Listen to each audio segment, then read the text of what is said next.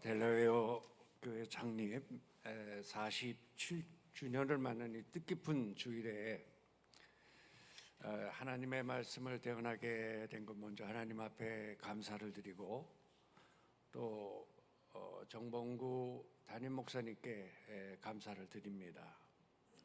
아까 20년이라고 하는데 아니고 15년 2010년 12월에 부임해갖고 2024년 6월까지 했으니까 약 15년 동안 이 강단에서 수 없는 설교를 했었는데 다시 이 강단에 서서 말씀을 선포하니까 제가 신학교를 갓 졸업하고 처음 목회에 나가서 말씀을 전할 때 그 떨림, 그 설레임이 있습니다.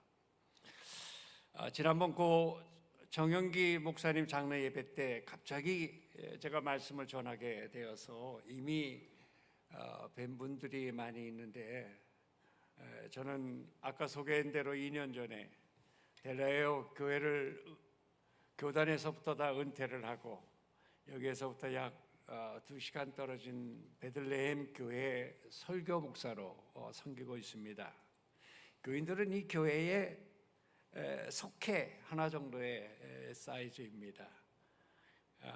그래서 오늘 우리 집사람은 좀 작은 교회라서 한 사람이라도 빠지면 안 되니까 당신은 베들레헴 교회 가서 예배드리는 것이 좋겠다 이렇게 얘기를 했습니다. 사실 처음 제가 거기에 갈 때는 얼마 동안이나 계속 갈 수 있을까 이렇게 생각을 했는데 벌써 2년이 되었네요. 거리상 조금 멀지만 그러나 좋고 감사한 것이 더 훨씬 많습니다. 아주 작은 사이즈의 교회를 이렇게 처음 섬겨보면서 교회는 사람의 숫자가 아니고 주님께서 관심 갖고 계시는 것은 한 영혼 한 영혼 또 한 사람 한 사람에게 관심하고 계시다고 하는 것을 새삼 깨닫게 되었습니다. 풀타임으로 목회하는 동안은 저와 집사람이 사역이 다르고 또 교회 끝나는 대로 끝나면 아주 모든 모임이 많아서 집사람과 같이 차를 타고 교회 오고 가는 것이 사실 몇 번 되지 않습니다. 10여 년을 있어도.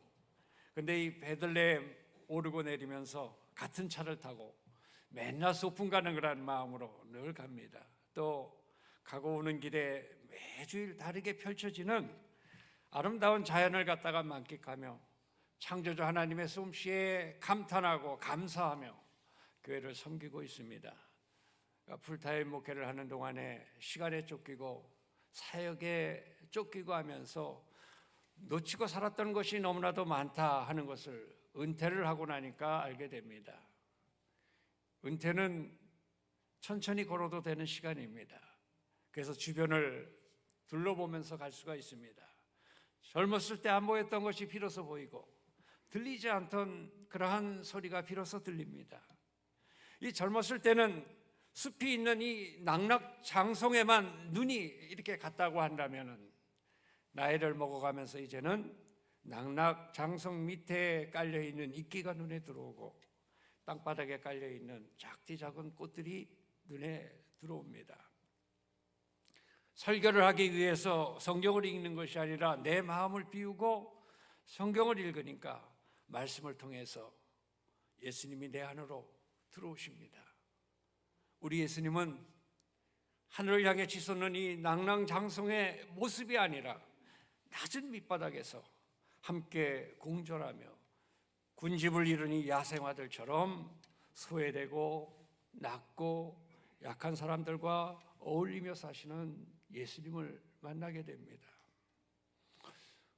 오늘 델라웨어 교회가 이 땅에 세워진 지 47주년이나 되는 참으로 감사한 주일입니다. 델라웨어 교회에 더 감사한 일은 이 교회가 세워질 때에 함께 하셨던 분들과 자손 3대, 4대가 함께 지금도 같이 교회를 섬기고 있다고 하는 사실이 얼마나 축복이고 감사한 일인지 모르겠습니다. 요즘 어떤 교회는 연령별로 비슷한 사람들끼리 모이는 교회가 많이 있습니다만은 정말 아이디어란 그런 교회는 우리 델라웨어 교회처럼 어른들과 아이들이 몇 세대를 다 아우르면서 다 함께 모이는 그러한 교회라 생각을 합니다. 그 속에서 후세대는 바른 신앙생활을 배우고 오늘 이 교회까지 있기까지 흘렸던 어른들의 눈물과 기도를 갖다가 배우는 겁니다. 믿음의 선배들이 살아가는 모습이 후배들에게는 길이 되고 본이 되는 겁니다. 그런 의미에서 델라웨어 교회는 참으로 좋은 모범이 되는 교회라 믿어 의심치 않습니다. 저는 창립주일 설교 부탁을 받고 어떤 말씀을 전할까 계속 많은 묵상과 함께 생각을 했습니다. 생일은 참으로 기쁜 날입니다. 한 생명이 이 땅에 태어난 날이기 때문에 그렇습니다. 그래서 남녀노소 할 것 없이 생일이면 그날을 기억했다가 선물을 주고 맛있는 음식도 이렇게 같이 먹고 파티도 합니다. 아이들은 자기의 생일이 오게 되면 달력에다가 크게 아주 동그라미를 해놓고 기다리고, 직장 다니는 사람이면 자신의 생일날에는 아예 아주 데이 오프 하고 즐깁니다. 생일이란 이렇게 즐겁고 참으로 좋은 날입니다. 그런데 생일날은 그날 태어난 사람을 축하해 주는 날이 맞기는 하지만 엄밀히 생각하게 되면 생일이란 자신을 낳으신 부모님께 감사하는 날이 되어야 한다고 저는 그렇게 생각을 합니다. 교회 창립주일은 단순히 교회에게 생일을 축하한다 모여서 잔치하는 것으로 끝나서는 안 됩니다. 창립주일은 교회의 역사가 오래됨을 자랑하는 날도 아니고 교인의 숫자를 갖다가 자랑하는 날도 아닙니다. 창립주일은 우리 교회를 세우신 하나님의 마음을 알고 하나님의 뜻을 헤아리며 감사해야 되는 그런 날입니다. 델라웨어 교회는 처음에 우리 안장로님을 비롯해서 의사분들, 세상으로 치면은 고학력 사람들이 주축이 되어서 창립이 되었습니다. 그래서 실상 그렇지 않은데 델라웨어 지역에는 우리 교회가 문턱이 높은 교회라고 하는 이 엉뚱한 소문, 아주 괴담에 시달리기도 했습니다. 이분들이 한국에서 신앙생활을 했던 분도 아니고 교회를 전혀 모르는 사람들이었는데 이것에 교회를 세우기 위해 뉴욕에서 파송을 받아오셨던 박선영 목사님이 혼자 애를 쓰는 걸 보고 하도 딱해서, 이런 말이 맞을지 모르겠습니다만 휴머니즘 차원에서 안장로님이 몇몇 사람을 데려다가 자리를 이렇게 채웠다고 합니다. 그런데 우리 하나님은 아셨지요? 이렇게 과학과 지성과 이성을 중시하는 분들에게 무엇이 있어야 교회가 될 수 있는지 말입니다. 어떻게 해야 교회가 든든히 세워질 것인지 우리 하나님은 아셨습니다. 그렇게 의사를 중심으로 해서 몇몇 사람들과 함께 교회가 창립이 되고 한 5년쯤 후에 이 교회의 부흥회를 열었는데, 그때 강사 목사님으로 오셨던 예 목사님을 통해서 성령이 폭포수같이 이 교회에 내린 겁니다. 사도행전 2장에서 오순절 성령의 강림의 역사가 이 델라웨어 교회에도 내린 겁니다. 사람들의 입에서 방언이 터져나오고 통역을 하고 입신을 하고 오순절날 마가의 다락방에 있던 모든 사람들이 성령을 받았듯이 그 부흥에서 성령 받지 못한 사람은 거의 없었습니다. 이성을 중시하고 자신이 배운 지식과 과학으로 증명되는 것만 믿을 수 있다던 그러한 사람들이 뒤집어진 겁니다. 이 땅의 교회가 오순절날 마가의 다락방의 성령 강림으로부터 비롯되었듯이 델라웨어 감리교회도 이렇게 성령의 강한, 그런 성령 강림의 강한 역사가 함께 있었던 겁니다. 그래서 성령 강림을 체험했더니 산부인과 의사는 동정녀 탄생을 갖다가 의심 없이 믿게 되었고, 성령을 받고 보니 창세기 1장 1절 태초에 하나님이 천지를 창조하셨다고 하는 이 말씀이 믿어지고, 그리고 났더니 성경 66권 전체가 의심 없이 믿어지더라고 하는 그런 거였습니다. 여러분, 교회는 하나님의 영이요 예수님의 영이신 성령 공동체입니다. 시간과 공간을 초월하시는 성령의 임재가 있어야 교회입니다. 예수님은 요한복음 16장에서 내가 이 땅을 떠나면 보혜사 성령을 보내리니 그것이 우리에게 유익하다, 이렇게 말씀을 하셨습니다. 성령님은 시간과 공간을 초월해서 역사하는 영이시기 때문에 예수님은 떠나셔도 성령님과 함께하는 사람들이라고 하면 예수님이 하셨던 일을 능히 할 수 있게 되는 겁니다. 지난 47년간 델레어 교회가 오늘에 이르기까지 크고 작은 일들이 많이 있었지만 그러나 그럼에도 불구하고 오늘 이렇게 건강한 모습으로 창립 47주년을 갖다가 맞이하게 된 것은 성령님이 이 교회를 갖다가 붙들고 계시기 때문에 그렇습니다. 그리고 성령님께 사로잡힌 사람들이 쉬지 않고 기도했고 성령님과 함께 걷는 사람들이 묵묵히 이 교회를 섬겼기 때문에 가능한 것이었습니다. 지금 이 시대는 어디를 보나 혼돈의 시대입니다. 정신을 똑바로 차리지 아니하면 어떤 파도에 휩쓸려 떠내려갈지 모르는 시대에 우리가 살아가고 있습니다. 천지를 창조하시고 역사를 이끄시는 하나님보다, 성경보다, 전문 지식을 가진 어떤 의사의 말보다, 영적인 지도자의 말보다 AI가 그러더라 하면서 AI를 더 신뢰하는 세상입니다. AI를 하나님 위에 두고 사는 것 같은 느낌이 들 때가 참으로 많습니다. 그러나 여러분, 이 세상은 하나님이 창조하셨고 하나님이 이끌고 계시고 앞으로도 영원히 하나님의 손에 있습니다. 이 믿음이 굳건하게 되면 AI가 판을 치는 세상이라 해도 아니 더 빡센 어떤 것이 온다 해도 우리는 염려할 것 없습니다. 교회는 세상의 영역에 속한 공동체가 아닙니다. 세상의 이끌림을 받는 공동체가 아닙니다. 예수 믿고 고백한 사람들이 곧 교회인데 마찬가지입니다. 성도는 세상에 속한 사람들도 아니고 세상과 함께 이리저리 흘러가는 그런 존재가 아닙니다. 성령의 임재가 있는 교회는 하나님의 강한 팔과 손 안에 있기 때문에 성령님과 함께하는 사람이라고 한다면 하나님이 산성이 되고 방패가 되고 요새가 되는 사람이기 때문에 세상이 좌지우지하지 못합니다. 이것을 우리는 의심 없이 믿어야 됩니다. 저는 낭만주의자도 아니고 또 대책 없는 긍정주의자도 아닙니다만 저는 믿음이 있습니다. 자연이 훼손되고 기후가 어떻게 되고 날씨가 변하고 장차 지구가 어떻게 될지 모른다고 야단이지만 하나님은 노아 홍수에 분명히 우리에게 약속하셨습니다. 다시는 이 땅을 멸망시키지 않겠다고 말입니다. 하나님을 믿는 우리 모두는 자연을 보호하고 함부로 훼손해서 안 되는 것은 맞습니다. 모든 것을 아끼고 환경을 보호하고 돌보며 살펴야 됩니다. 그러나 이 세상은 하나님께서 만드셨고 하나님은 당신께서 만드신 세상을 멸망으로 가도록 내버려 두지 않으실 겁니다. 역사를 이끄시는 하나님은 요소마다 성령의 사람을 세우시고 당신의 역사에 동참하게 하셔서 이 세상을 이끌고 가시는 겁니다. 바라기는 성령님이 델라웨어 교회를 온전히 이끌어 가시도록 성령님의 임재를 날마다 때마다 구하며 나아가기를 바랍니다. 사탄은 이런저런 모습으로 치장하고 자꾸만 교회를 사람 중심, 인기 중심, 유행 중심, 분위기 중심으로 교회를 이끌어 가려고 하는데 여러분 아닙니다. 이럴 때일수록 더욱 성령님이 원하시는 것이 무엇일까? 주님이 원하는 것이 무엇일까? 이것을 생각하고 깨달아야 됩니다. 세상이 혼동하면 혼동스럽고 혼동스러울수록 기본기에 충실해야 됩니다. 하나님의 말씀이니 성경을 통해서 하나님의 마음을 알고 그 마음에 합한 사람으로 서려고 애를 써야 됩니다. 기도를 통해서 하나님과 대화를 해야 되고 그래야지 하나님의 마음을 알 수가 있는 겁니다. 하나님의 마음을 알아야 하나님을 기쁘시게 드리는 삶을 살 수 있는 겁니다.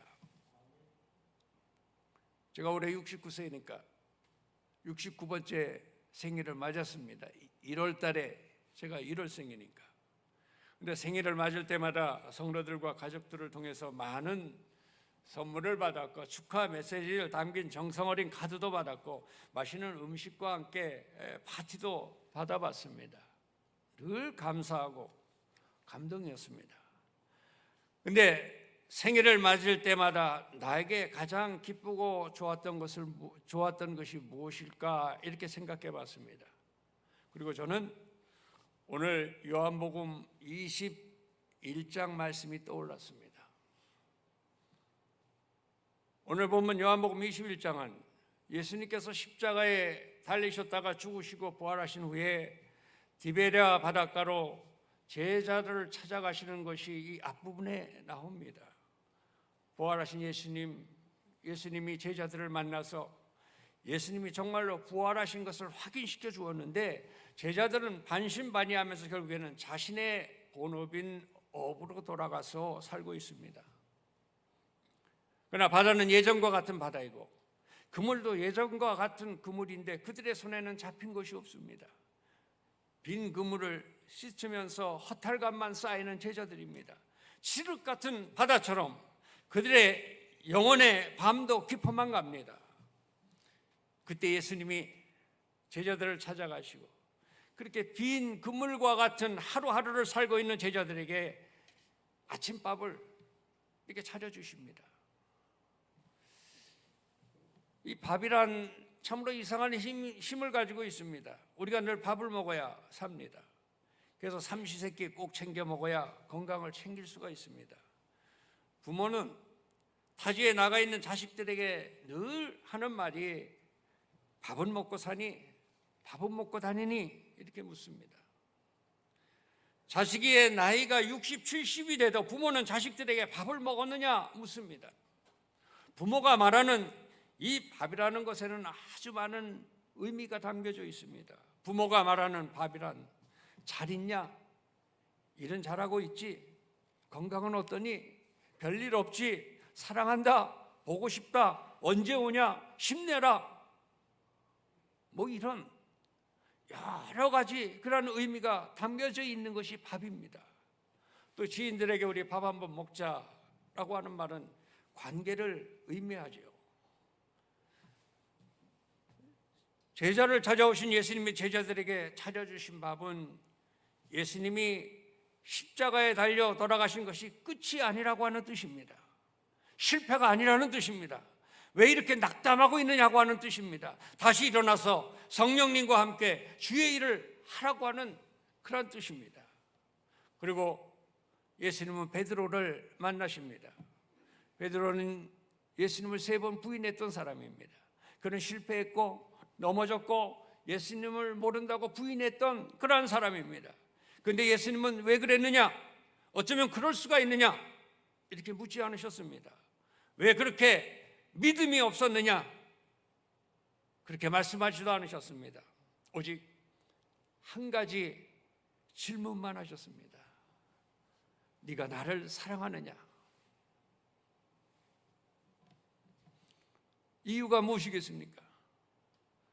예수님은 사랑이 하나님 나라의 시작이고 끝이라고 하는 것을 아셨기 때문에 그렇습니다. 아무리 산을 옮길 것 같은 그런 믿음이 있는 척 운운하고 소리 높여 찬양한다 해도 하나님을 향한 사랑이 없으면 아무것도 아니라고 하는 것을 예수님은 베드로에게 말씀하고 싶으셨던 겁니다. 여러분, 신앙생활은 의무가 아닙니다. 사랑입니다. 맡은 직분 때문에, 체면 때문에 예배드리는 거 아닙니다. 주님을 사랑하기 때문에 예배드리는 겁니다. 봉사하는 것 역시 사랑하기 때문에 섬기는 겁니다. 창립 47주년을 맞은 여러분들에게 주님이 묻고 계십니다. 나를 사랑하느냐? 너희가 나를 진정으로 사랑하느냐?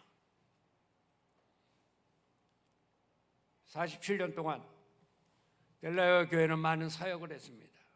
선교도 많이 했고 지역 봉사도 많이 했고 이러저러한 그런 모양의 예배를 늘 드렸습니다.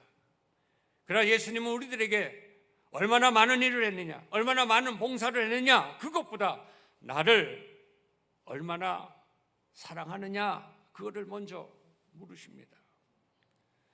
교회의 존재 이유도 바로 여기에 있습니다. 주님을 사랑하는 사람들이 모인 공동체가 바로 교회입니다. 그러므로 그 사랑으로, 섬김으로, 그 사랑이 섬김으로 나타나야 됩니다. 또 한 걸음 더 나아가서 사랑에 기초한 섬김은 사명으로 이어집니다. 베드로가 제가 주님을 사랑하시는 주 주님께서 하시나이다, 이러한 고백을 들으신 후에 예수님은 내 어린 양을 먹이라, 내 양을 치라, 내 양을 먹이라 이렇게 했습니다. 사랑은 말에서 끝나지 않습니다. 사랑합니다.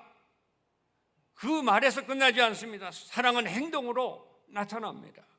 주님을 사랑한다면 주님의 양을 사랑해야 되고, 주님의 몸된 교회를 사랑해야 되고, 소외된 이웃을 사랑해야 되고, 성도를 사랑해야 되고, 상처받은 사람을 사랑해야 되고, 사랑할 수 없는 사람도 사랑을 해야 됩니다.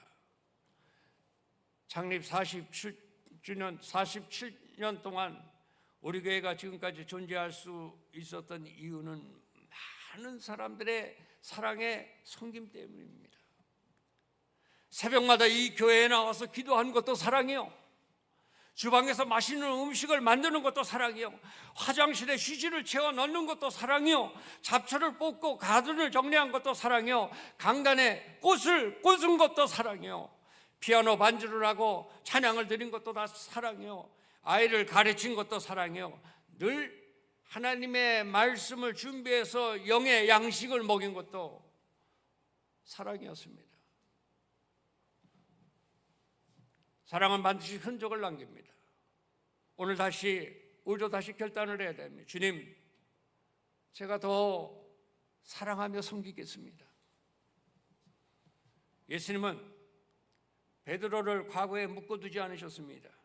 우리 주님은 우리가 과거에 갇혀있는 것을 원치 않으십니다. 제가 베들레헴 교회에 처음 갔을 때 장로님도 권사님도 늘 하는 얘기가, 우리 교회는 과거에 이랬고 옛날에는 어땠고 하면서 지금 현재 미래를 보기보다 늘 과거 옛날 얘기만 많이 했습니다.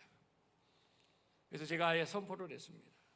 옛날 얘기는 이제 그만하고 지금과 미래를 바라봐야 된다고요. 여러분, 젊은이들은 과거만 얘기하지 않습니다. 미래를 얘기합니다. 왜냐하면 그들은 꿈이 있고 소망이 있고 미래에 대한 설교가 있기 때문에 그렇습니다. 하나님을 믿는 우리도 마찬가지입니다.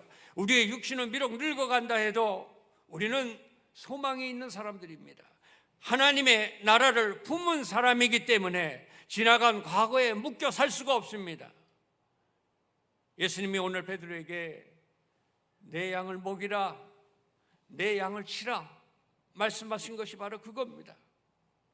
너의 과거에 갇혀 있지 말라. 너의 실패에 눌려 있지 말라. 나는 안다. 나는 이미 안단다. 네가 비록 나를 모른다고 부인해서도 그것이 너의 본심이 아니었다고 하는 것을 나는 이미 안다. 사실 오늘 예수님께서 베드로에게 네가 나를 사랑하느냐라고 하는 이 질문은 질문이 아닙니다. 내가 나를 사랑하는 줄 이미 알고 있다라고 하는 뜻이에요. 예수님은 질문하셨지만 그것은 질문이 아니라 인정입니다. 예수님은 베드로의 실패보다 베드로의 주님을 향한 사랑 고백을 들으시기를 원하셨던 겁니다. 주님을 향한 사랑을 고백하지 아니하면 베드로가 살아갈 인생이 뻔했기 때문에 그렇습니다. 그래서 예수님은 베드로의 사랑의 고백을 말하게 하셨고 들으셨고 그에게 말씀하십니다. 그 사랑으로 내 양을 먹이라. 그 사랑으로 내 양을 치라. 그 사랑으로 나의 일을 하라. 그 사랑으로 나의 길을 가라.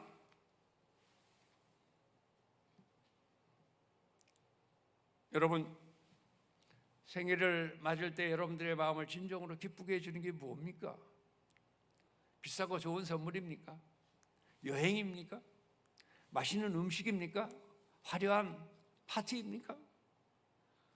제가 지난 69번째 생일을 뒤돌아보니까 내 자식들이 저를 가장 기쁘게 해준 거 좋은 선물도 아니고 여행도 아니고 음식도 아닙니다. 아빠 사랑해. Daddy, I love you. 아빠, I love you. 이 말이었어요. 아빠 사랑해. 이 말이 저에게는 가장 좋은 선물이요, 가장 기쁜 선물이요, 영원한 선물입니다. 이것보다 더 좋은 것은 저에게 없습니다. 아빠 사랑해. 이 말은 영원히 저의 가슴에 박히고 또 박힙니다. 제가 이 세상을 정말 떠나고 나서도 아빠 사랑해라고 하는 이 말은 영원히 저의 가슴에 살아있을 겁니다. 사랑한다는 것, 이것보다 더 좋은 것은 없습니다. 여러분, 사랑밖에 남는 것이 없습니다. 목사님의 이 훌륭한 설교 기억하는 사람 별로 없습니다. 그러나 사랑은 사람을 변화시키고, 사랑은 사람을 살리고, 사랑은 사람을 일으켜 세우고 힘을 주고 용기를 주기 때문에 사랑만 영원히 남습니다. 사도 요한이 늙었을 때 설교 부탁을 받으면 늘 서로 사랑하라, 이 설교만 했다고 그러죠. 다음에 부탁을 해서 똑같이 또 서로 사랑해라, 그 다음에 또 그의 설교 서로 사랑해라, 이 말씀만 반복했다고 하는 겁니다. 여러분, 사도 요한이 왜 그랬는지 저는 100번 1000번 이제 알겠습니다. 오늘 예수님은 베드로에게 네가 나를 사랑하느냐 하는 질문에 베드로는 대답합니다. 주님, 제가 주님을 사랑합니다. 주님, 제가 주님을 사랑하는 줄 주님이 아십니다. 제가 주님을 사랑합니다.